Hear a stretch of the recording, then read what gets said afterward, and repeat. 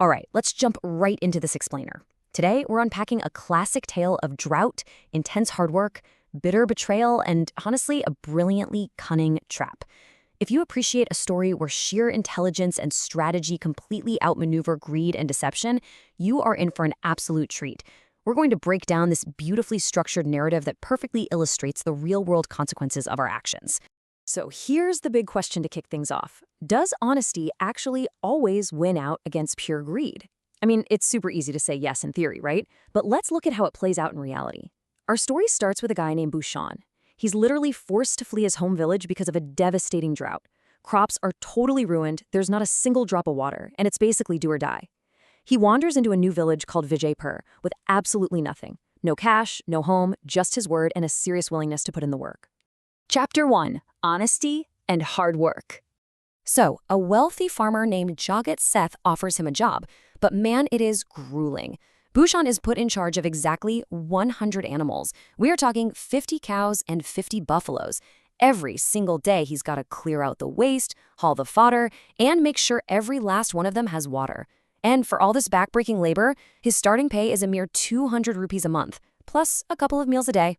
Bhushan, having literally zero other options, takes the deal. He even asks to just sleep right there in the smelly cowshed to solve his housing situation.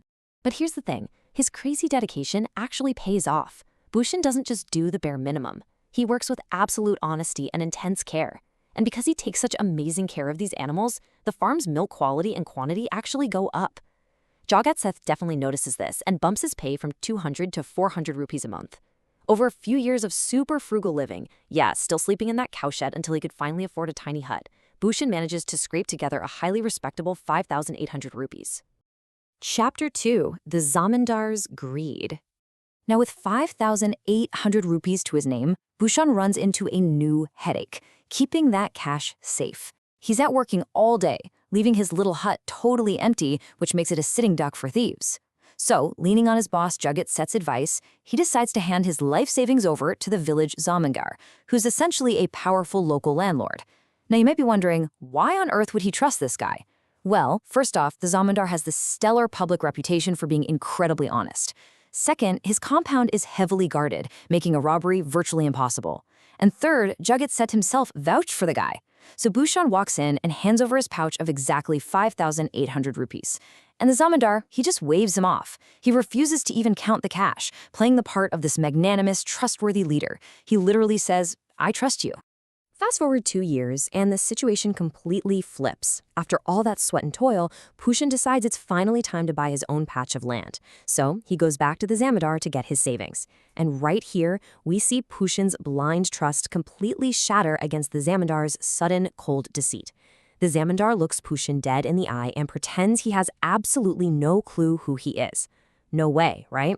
He suddenly demands legal documents and stamp papers, the exact stuff he completely brushed off when taking the money in the first place.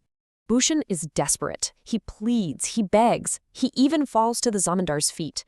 But that just makes the zamindar show his true colors. Instead of handing back the cash, he accuses Bhushan of being a total fraud trying to extort him. And then he shouts this incredibly brutal order to his guards. Beat him until he loses consciousness. He questioned my honesty. It's wild. He literally weaponizes his own fake reputation to justify violently attacking an innocent man with sticks. They toss Bhushan out onto the street, completely battered and bruised. Chapter 3. The Seth's Clever Plan. Bruised, broken, and totally defeated, Bhushan spills the whole story to Jagat Seth. After Bhushan misses 2 whole days of work recovering from the beating, Seth goes to check on him. And when Seth realizes the zamindar is running this massive scam, building his own empire by defrauding innocent folks, he feels deeply responsible. But Seth knows he can't just storm the gates with force, and he certainly doesn't have any magical legal papers. He's gonna have to outsmart him.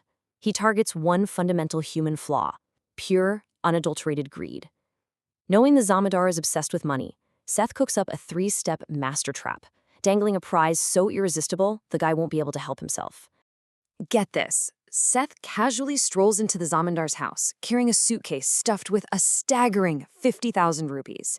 To put that into perspective, that is nearly 10 times the amount Bhushan lost.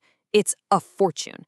Seth completely plays to the Zamandar's massive ego. He flatters him, buttering him up, and asks if he'd be so kind as to keep this fortune safe while he supposedly travels out of state for business.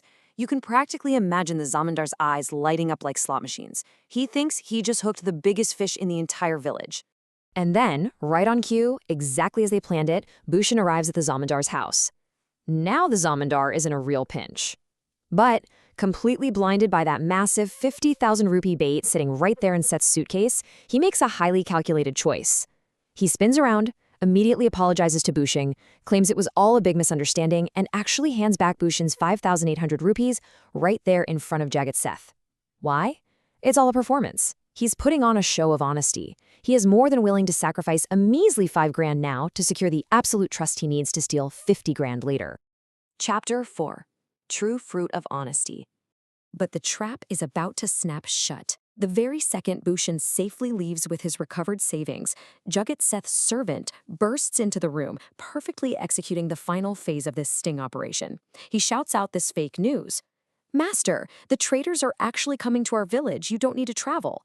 Seth acts totally surprised. "Oh, wonderful," he says. "Well, I guess I won't be needing to travel after all."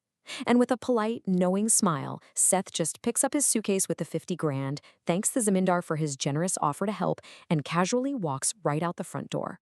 So, let's break down the beautiful final outcome of this brilliant zero-sum game. Bhushan, he got his hard-earned 5,800 rupees back and is totally whole again. Jagat Seth, he didn't lose a single dime. His 50 grand is perfectly safe. And the greedy Zamindar, he is left completely empty-handed. He gave up the cash he had already stolen, and the massive fortune he thought he was about to steal vanished into thin air. His own greed blinded him so perfectly, he walked right into the trap. The core takeaway from Jagat Seth's strategy here is absolutely clear. Those who earn their keep honestly, through actual sweat and sheer dedication like Bhushan, end up protected in the long run. But those who just feed off dishonest gains and exploit vulnerable people, like the Zamindar, they're basically setting themselves up for ruin.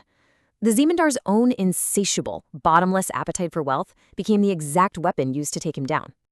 To wrap up this explainer, I really want to leave you with a thought to chew on. Put yourself right in Jagat Seth's shoes for a minute.